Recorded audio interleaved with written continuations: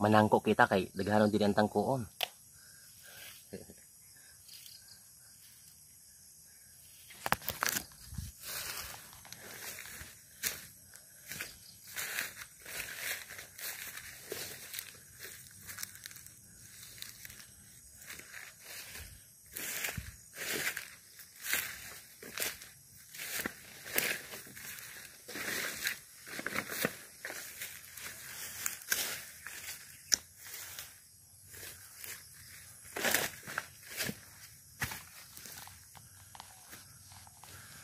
Ayan, 8. Panglunop.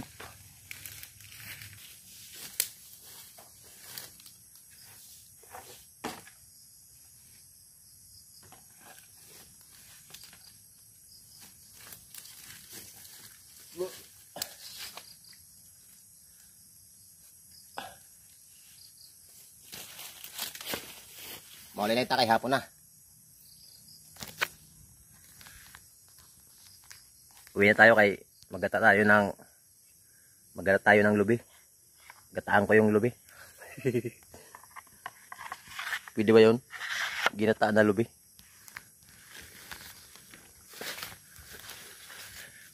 Tapos na ako mamuso.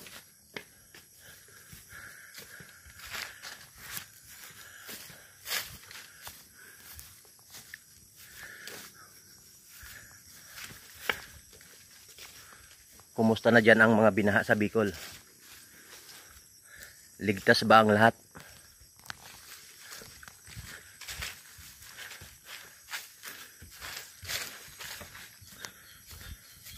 Dito sa Mindanao, baha lang naman dito. Wala namang, di man uso ang bagyo dito.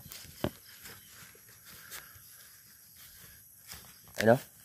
Itang ko to. Ito pa oh.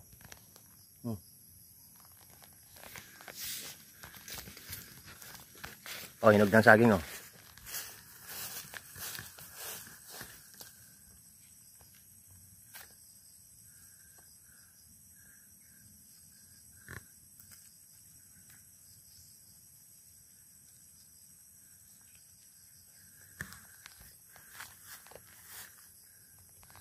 Hinog na ang saging.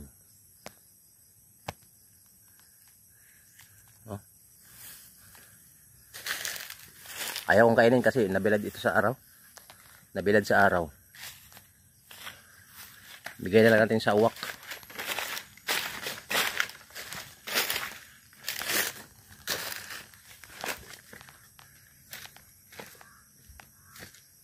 Wak, wak, wak.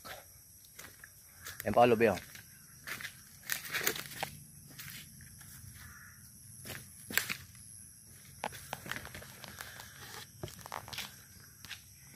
Iyan Gracilla, pag dito ka manangko, daghan din yan makuha mo na lubi.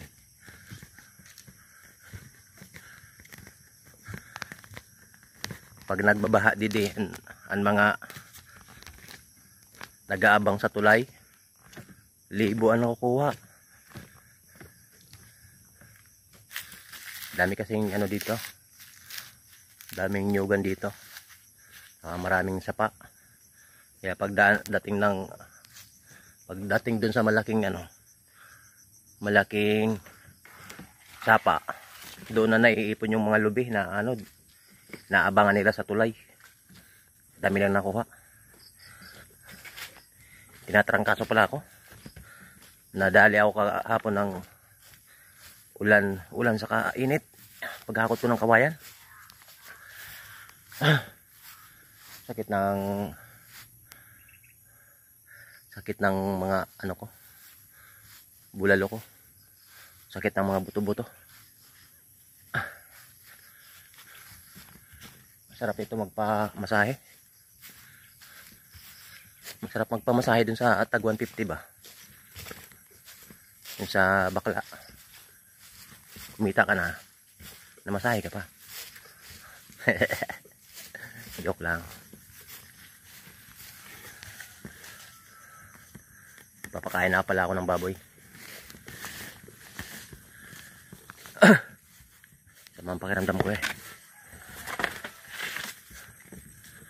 At tapos kung magpakain ng baboy, uwi na ako.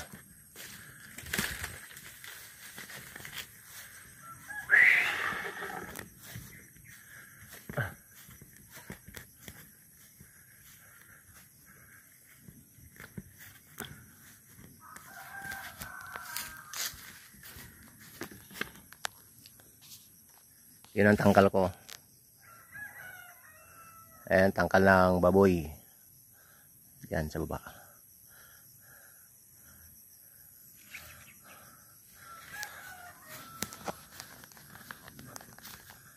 Ang lalaki ng dalawang buntis.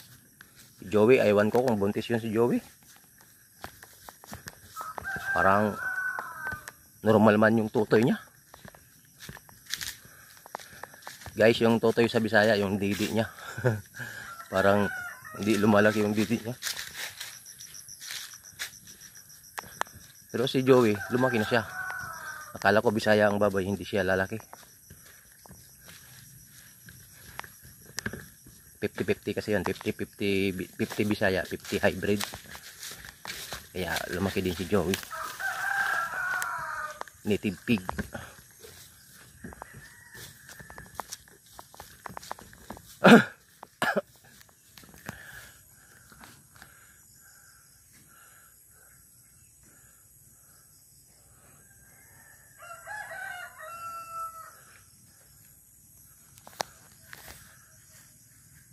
Bye-bye.